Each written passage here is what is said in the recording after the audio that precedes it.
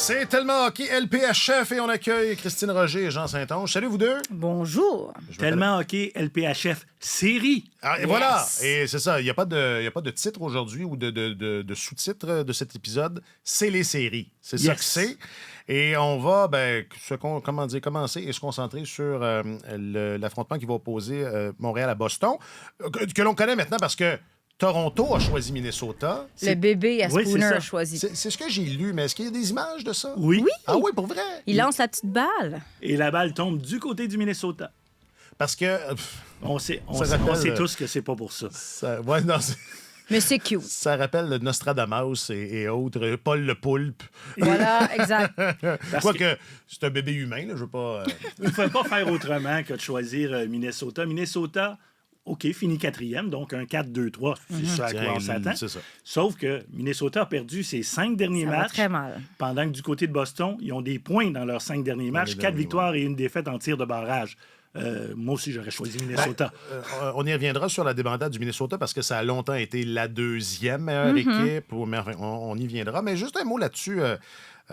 Comment vous avez trouvé... Parce que là, on les a vécu, les deux expériences de l'équipe qui termine au dernier rang, qui choisit. Ça a fait un peu poète-poète parce qu'on n'a pas su qui était l'autre équipe éliminée avant la fin. C'est ça a servi à rien. Le fait d'avoir seulement 6 équipes... C'est ça.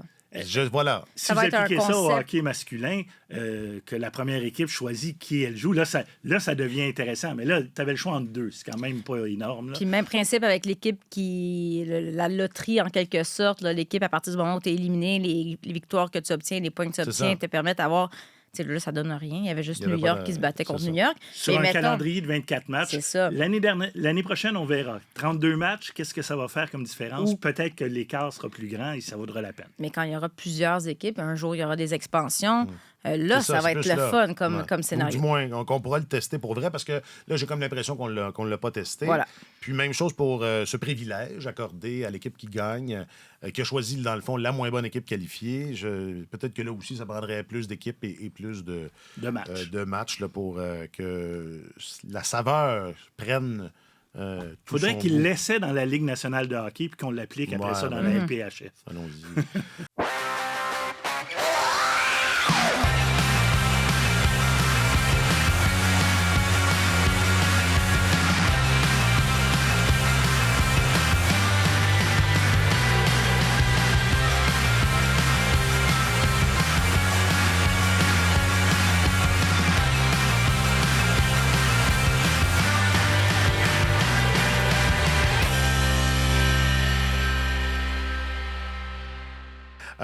Boston, Montréal, vous l'avez dit, Boston, c'est une des meilleures équipes de cette fin de calendrier. Ouais. Hillary Knight s'est mis à jouer. Ouais. Ils ont le vent dans les voiles. J'étais à Boston samedi, dans les estrades. En tant que civil. Mon seul match comme civil dans cette saison. Et ce qui m'a frappé aux yeux, c'est la robustesse. Ceux qui ont vu le match, c'était intense. Là. On sait que les mises en échec sont permises. Là, le sifflet était rangé. Déjà, on sentait qu'on était en mode séries éliminatoires. Laura Stacey s'est fait ramasser. Bon, on s'entend que Laura Stacey est quand même difficile à... Elle est capable de les ramasser. Étamper, mais j'ai jamais vu Laura Stacey comme ça. Je pensais qu'elle allait se battre. Elle s'est relevée, elle allait sauter dans le visage de la joueuse. Christine O'Neill, elle s'est fait barouetter. Donc, ça a donné le ton. Puis là, les joueuses de Montréal ont fait OK. Claudine Douville, qui décrivait ce match-là, c'était à RDS. Elle a réagi un peu comme René Le Cavalier quand les frères Hunter se sont retrouvés un face à l'autre au Vendredi Saint. Ouais. Parce qu'elle était offusquée. On va pas voir notre première bagarre. On n'a pas besoin de ça ou quelque chose de genre. Là. Parce que vraiment, ça sentait... La rivalité Montréal-Boston, là, c'était là. C'était vraiment présent dans ce match-là. Naturellement, Laura Stacey a été au cœur de ça. Marie-Philippe, elle n'a pas aimé ça non plus. Puis il y a eu 2 ou 3 contacts où on a essayé, où on est entré en contact avec Marie-Philippe, mais elle est tellement solide, boum, étire les bras. Elle a été punie. Elle a été punie. C'est elle qui a compté le but égalisateur en fin de période, évidemment. Là, tu sentais que Marie-Philippe, c'est rare qu'on la voit écopée d'une punition. Elle était fâchée, elle n'était pas de bonne humeur. Donc, ça donne le ton vraiment pour les séries éliminatoires. Du côté de Boston, là, c'est drôle, une rivalité. Hillary Knight, Marie-Philippe Poulin. Tu ne peux pas demander mieux. Celles qui ont marqué en fin de semaine, Alina Mueller, Megan Keller, c'est les gros canons du côté de Boston qui, après un début de saison plus lent. Ouais. Là, on dirait qu'on se Hillary met en Knight a marche. fini la saison avec 11 points. Elle en a 4 dans les 3 derniers matchs. Depuis qu'elle est revenue du championnat du monde, bref, sa saison a commencé au championnat Après, du monde Mm-hmm. parce qu'elle a marqué des gros buts là aussi. Donc, on a l'impression que pour une courte période, Hillary Knight, peut-être vieillissante, peut-être qu'elle n'est plus la joueuse qu'elle a déjà été, mais pour un court tournoi ou de courte série, j'ai l'impression qu'il va falloir la surveiller attentivement. Mais c'est drôle, j'étais à Boston. Moi, j'avais des enfants autour de moi. Dans ma famille, ils criaient « Chou, Boston, go Montréal ». Je faisais « Faites attention un peu ». Mais les gens ils détestaient. Ils disaient « On déteste Montréal », sauf Marie-Philippe Poulin. Puis quand on a marqué en fin de période, tout le monde disait « Bon ». Les Américains disaient « Bon », évidemment. Capitaine classique. Clutch, elle nous refait le coup. Ouais. Puis c'est ça l'affaire. J'ai vu à quel point Boston est sur une aire d'aller. Mais est-ce que tu voudrais vraiment, Jean, parier contre Anne-Renée Desbiens et Marie-Philippe Poulin dans une série 3 de 5? Je parie pas. Ni pour un, ni pour l'autre. Honnêtement, parce que Boston est vraiment sur un bel élan. Boston, ils ont leur femme des grandes occasions aussi en Hillary Knight et une générale à la défense à qui je vais donner le trophée de meilleure défenseuse du circuit, Megan Keller. Et la gardienne aussi, qui peut être Aaron Frankel. Si petite, mais si bonne. Et elle est dans la lutte pour le trophée de meilleure gardienne cette année. Si on regarde les statistiques, là, on pense à Campbell à Toronto qui avait très mal commencé puis qui finit avec les meilleures statistiques de la Ligue ou à peu près. Plus de blanchissage, meilleure moyenne. Mais Frankel n'est pas loin, là. Donc, elle aussi, elle peut changer des matchs. Donc, moi, je n'oserais pas parier pour personne parce que du côté de Montréal, là, on commence à manquer de souffle. Est-ce qu'on va pouvoir faire jouer ma préférée, Mélodie? Ben, j'allais dire, c'est ça. C'est ça le débat. Parce que juste, on y arrive, mais il n'y a pas un avantage Boston au niveau de la profondeur. Je pense que oui. Mais moi, je voulais dire à quel point c'est important l'avantage de la patinoire. Si on veut tellement avoir l'avantage de la patinoire... Non, c'est pas ça que j'ai dit. Non, je sais. Je sais, la profondeur. Ça, c'est un autre avantage, oui. Non, mais moi, vas-y. ce que je veux dire, c'est que, OK, peut-être Boston a plus de profondeur, mais on a voulu terminer deuxième du côté de Montréal pour avoir cet avantage. Ouais. Puis pour avoir couvert des matchs à la Place Belle et être allé à Boston en fin de semaine, c'était le fun à Boston. L'ambiance était bien, mais ça n'a rien à voir. Je peux même pas imaginer l'ambiance qu'il va Est-ce que avoir. c'est à Boston même? Je me C'est permets en une banlieue, parenthèse, c'est ok. l'Université du Massachusetts, Ok. en banlieue. À Lowell. C'est comme si tu voulais aller à la Place Belle, mais pas de métro, puis rien autour. Mettons. D'accord. Mais c'est super, c'est un bel amphithéâtre. Mais tu sais, là, c'était le match décisif, puis il y avait, mettons, 5900 personnes. Puis c'était le fun, mais pour ceux qui sont allés à la Place Belle, t'es pas allé toi-même? Ouais. En Je sais que civil, tu moi as eu de la misère à aussi. rentrer, ça, j'ai compris. Là, c'est ça le débat. Mais un coup que t'es dedans, l'ambiance à la Place Belle, Ben, c'est toujours difficile le à cas. battre. Au moment où toujours on le se parle, d'ailleurs, j'ai hâte de voir comment ça va se dérouler parce que la vente des billets, c'est dans quelques minutes. Quand on va se reparler, on va voir parce qu'il y a des gens qui se plaignent, qui ont de la difficulté à accéder au C'est site. ça, c'est plus ça le problème. J'ai hâte de voir ce que ça va donner pour les deux matchs parce que ça devrait partir assez rapidement, ces 10 000 billets-là, à chaque match. Il semblerait, au moment d'enregistrer hier, c'était la pré-vente, donc ils rendent disponible une certaine partie des billets. Puis, le temps de cliquer sur le lien, en 2 minutes, il n'y avait plus rien. Non, Donc, c'est pas ça qui était. pas Les un enjeu inquiétudes ne sont ici. pas là. Non, exactement. Je voulais parler de la profondeur parce que moi, depuis le début de l'année, ça m'apparaît comme un problème avec l'équipe de Montréal. Qui a été la plus affectée par les blessures ou à peu près. En plus, donc tu t'exposes à ça quand déjà tu as un problème de profondeur. Sauf que là, moi, on m'a dépêché la semaine passée à un entraînement de l'équipe de Montréal et, je veux dire, Mélodie Daou, tu sais, elle vole sur la Non, patinoire. mais ça n'a pas rapport. là. Je veux dire, c'est la joueuse de réserve la plus... En fait, Voilà. c'est qu'elle serait probablement dans les meilleures joueuses de la Ligue si elle jouait à temps plein, malgré le fait qu'elle a presque pas joué depuis 2 ans. Là, elle a fait ses 2 contrats De 10 jours. Elle a joué à Boston. Et là, on regarde la convention collective. Jean et moi, on regardait avant d'entrer. Il n'y a rien qui stipule... Qu'est-ce qui se passe en série un coup que tu as fait tes 2 contrats de Il y a jours? peut-être une petite ouverture où on dit que elle ne peut pas avoir plus de 2 contrats de 10 jours, à moins d'une entente avec l'Association des joueuses. Donc, est-ce qu'il faudra que Montréal démontre, parce que présentement, si elle est dans la formation, c'est parce que Sarah Bugeaud est blessée. Est-ce que, si Sarah Bugeaud n'est pas prête à revenir, est-ce qu'en démontrant que Sarah est toujours blessée, on va pouvoir donner un autre contrat de 10 jours ou, si la saison de Sarah est terminée, on pourrait, à ce moment-là, offrir un contrat régulier. Pour l'instant, oui.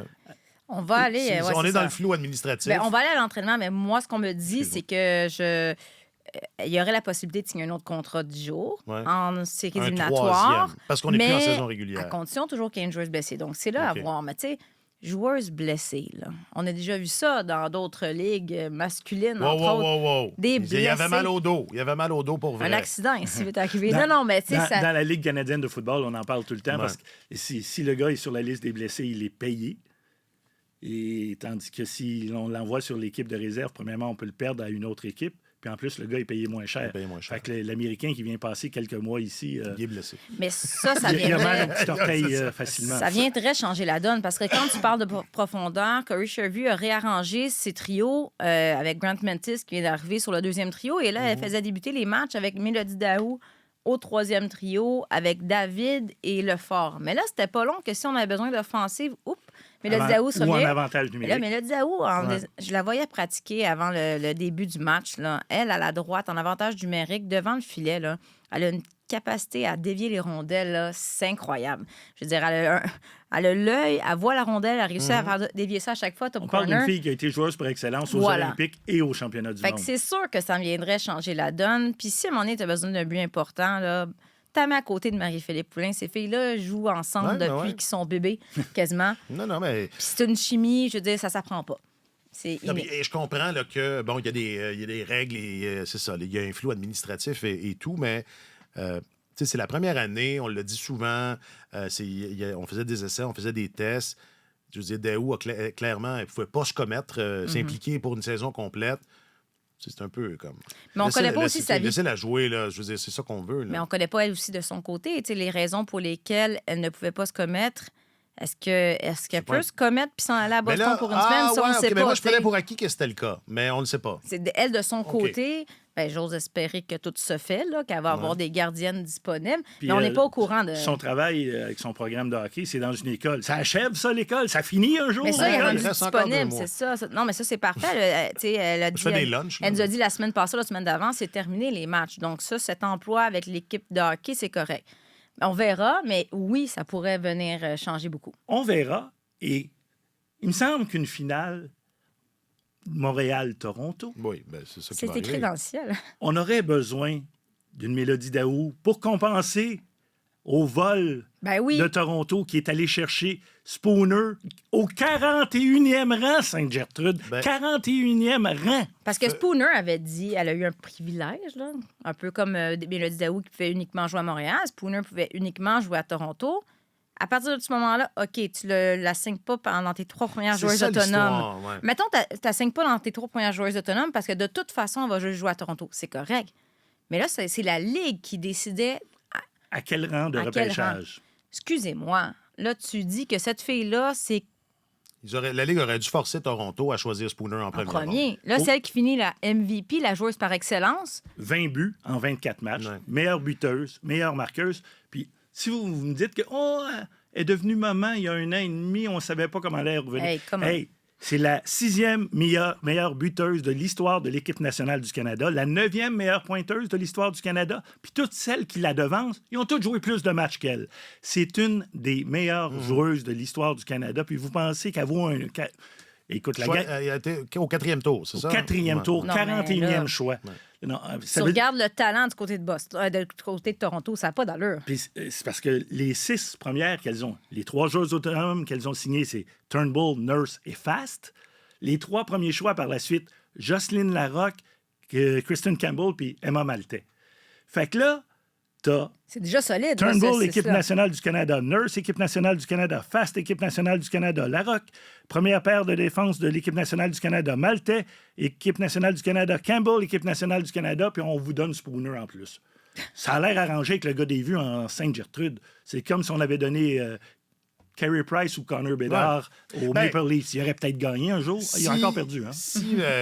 Pour reprendre l'exemple de Mélodie Daou, c'est comme si Daou avait joué toute la saison avec Montréal et que ça avait pas été une question. Là, et qu'elle a été repêchée au dans son 4e cas. tour. Mais dans Au son cas, elle 4e n'a tour. même pas été repêchée. C'est C'est ça. encore, c'est ça. pire. C'est- Ou encore mieux. Enfin, je ne sais pas trop comment dire. Mais, tu sais, n'empêche que ça, c'est un vol, Ouais. mais il faut reconnaître la saison de Spooner.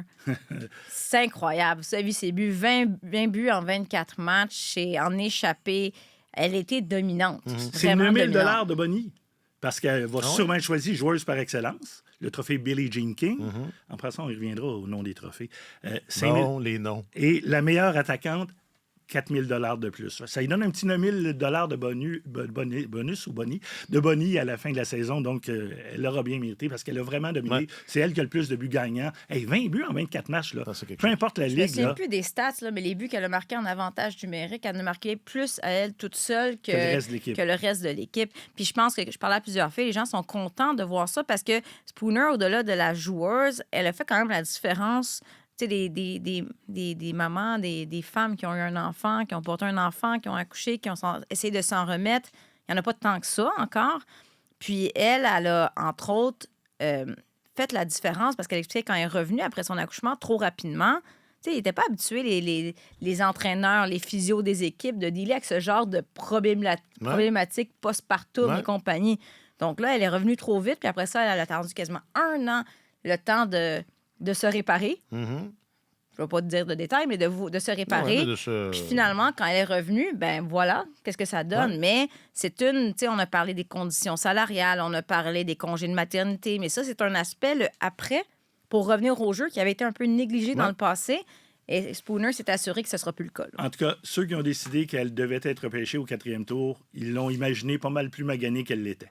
C'est quoi, ils ont-tu fait « Ah, ben c'est une mère, elle sera pas bonne? Elle sera pas bonne. La mère que je Ben, suis est un surtout peu que la insultée. littérature scientifique suggère pas ça. Là. Moi, évidemment, j'ai pas l'expérience, mais je me rappelle avoir lu il y a quelques années quand Priscilla Lopes-Schleep Oui. était la grande coureuse, la sauteuse de haie de l'équipe canadienne. Et Ceux qui revenait- regardent la vidéo vont voir il y a ton toujours, mime. ouais, j'avais dit qu'on resterait un balado. Quoique non, ici, on est en vidéo seulement, donc vous n'avez pas le choix de me voir. Désolé.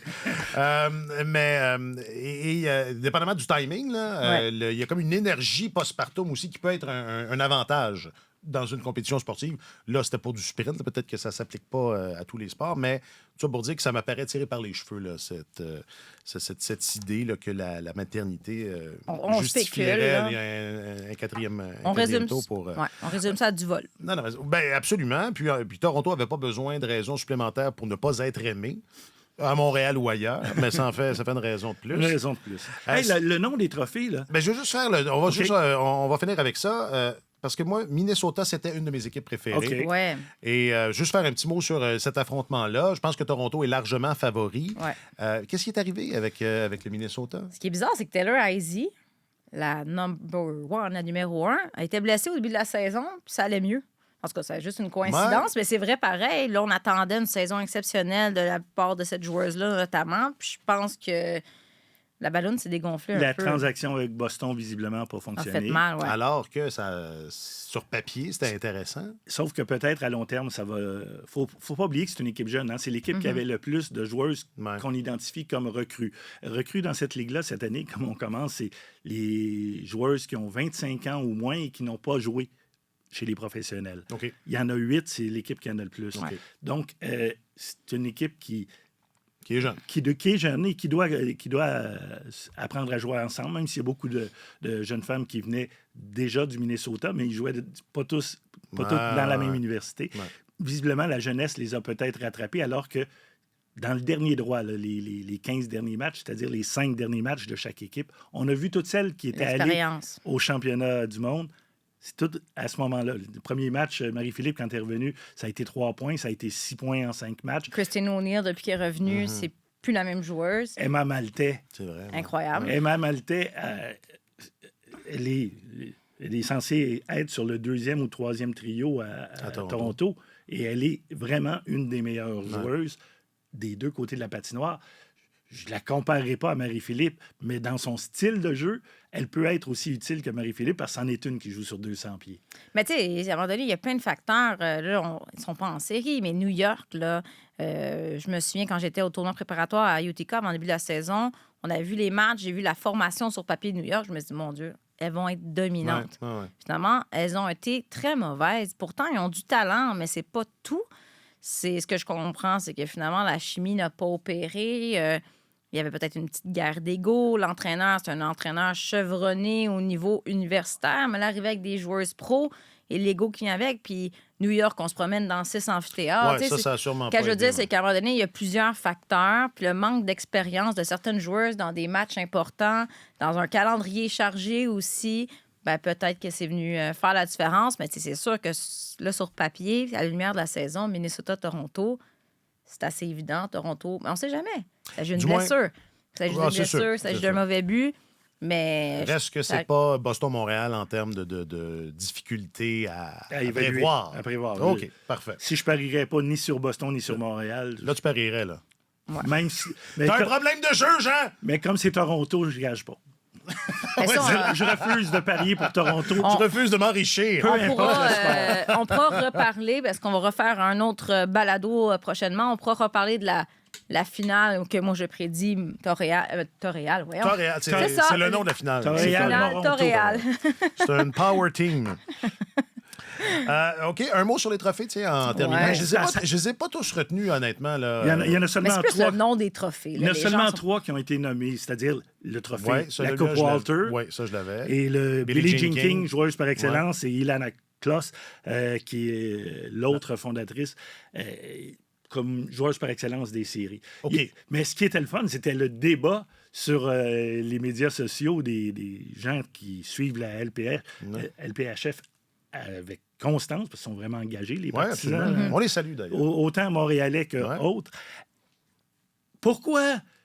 Ils ont donc un gros ego, ces gens-là, pour...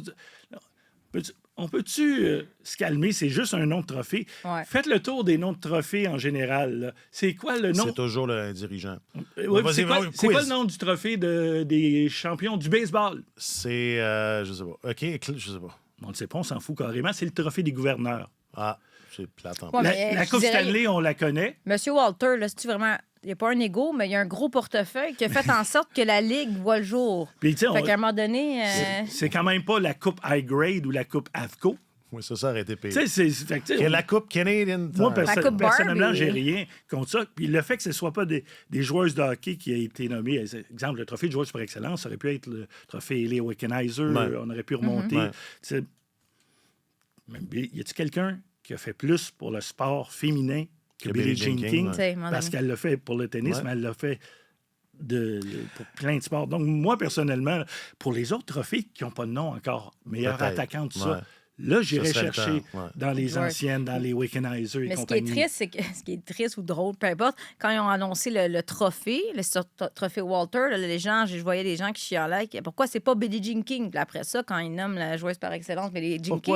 Mais pourquoi c'est lui? Là, c'est comme... Tant que ça. Parlez-en bien, parlez-en mal, parlez-en. Il y a beaucoup de gens qui ont l'insatisfaction facile aussi, il faut dire. Regarde, moi, je veux dire, j'aime ça. Le trophée Lady Bing, là, c'est qui Lady Bing? C'est tous des anciens dirigeants ou propriétaires. C'était la femme du gouverneur général du Canada. C'est eux autres qui ont donné le trophée parce qu'à l'époque, la Ligue de pas avoir assez d'argent pour se payer les trophées. C'est eux qui ont donné le trophée. Mais on s'amuse pas, je dis pas de parier, de mettre de l'argent, là, mais on s'amuse-tu à essayer de deviner, de prédire, pas prédire l'issue de la série, mais qui sera la joueuse par excellence des séries? À part Marie-Philippe, là, on peut pas... Mais moi, je dis que c'est Marie-Philippe Poulin. C'est sûr. C'est sûr, ça va être Marie-Philippe Poulin.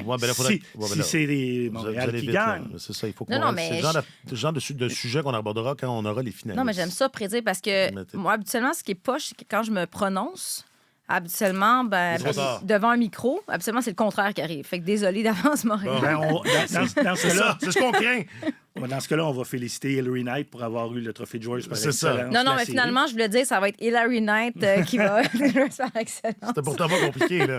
On juste à dire le contraire. Mais tu sais, si tu choisis Poulin, Knight, Frankel ou Desbiens, d'après moi, tu as 80 des chances que ça soit l'une de ces quatre-là. L'affaire, c'est que oui, tu dis, OK, Boston, c'est pas assuré, mais je me souviens quand il y a eu le match au Centre Bell, les journalistes qui se sont risqués à demander à Troy Ryan, le coach de Toronto, si vous avez à choisir, mettons, présentement, Montréal était 3e à ce moment-là. Est-ce que vous choisiriez Montréal? Il a dit, pensez-vous que je vais répondre? Mais après ça, il a dit, hey, je suis leur coach avec l'équipe canadienne, là. Je sais son commande dans les matchs importants. Tu penses-tu que je vais aller miser contre Anne-Renée Desbiens, Marie-Philippe Poulin? Je sais que ça risque de nous revenir d'en face. Fait que je suis pas sûre que Toronto arriverait si gonflé à bloc et si confiant contre Montréal. Ça serait surprenant, cette série-là. Ça serait extrêmement serré parce que tous les matchs entre ces équipes-là, en fait, tous les matchs, point, quasiment ont été serrés. Mais ça dépend. Si on décide que Spooner, c'était triché, puis on l'enlève la forme... Non, c'est ça. Juste avant le début de la finale. Excusez, on s'est trompé. Ouais. Vous aviez raison. Vos arguments étaient bons. Fait qu'une de vos 6 premières joueuses, il faut qu'elle débarque. C'est ça. Ça commence jeudi, donc, Boston-Montréal. Qu'est-ce qu'un printemps sans un affrontement Boston-Montréal? Merci, les filles. Comme l'a si bien dit Catherine Dubois, puisque les gars le font pas, nous autres, on va le faire. Exactement. Une chance qu'elles sont là. Puis là, c'est quand on va se reparler, ça va être réglé? Ça dépend quand ça va être en cours. Moi, je pense que ça va se régler à Boston. J'ai l'impression qu'il n'y aura pas de match 3 ou 4. Moi, je pense qu'il n'y aura pas de match numéro 5. Montréal gagne les 2 matchs à Montréal. Puis moi, je pense qu'après ça, Boston va en gagner un, puis ils vont finir ça en 4. Juste pour donner une ça risque d'aller assez vite. Hey, merci beaucoup d'être passé. Merci beaucoup, monsieur. Ben oui, vous repasserez, on n'est pas sorteux. Puis, bonne série, tout le monde. Merci. Bonne série. Sur tous les terrains et sur tous vos appareils, Radio-Canada Sport.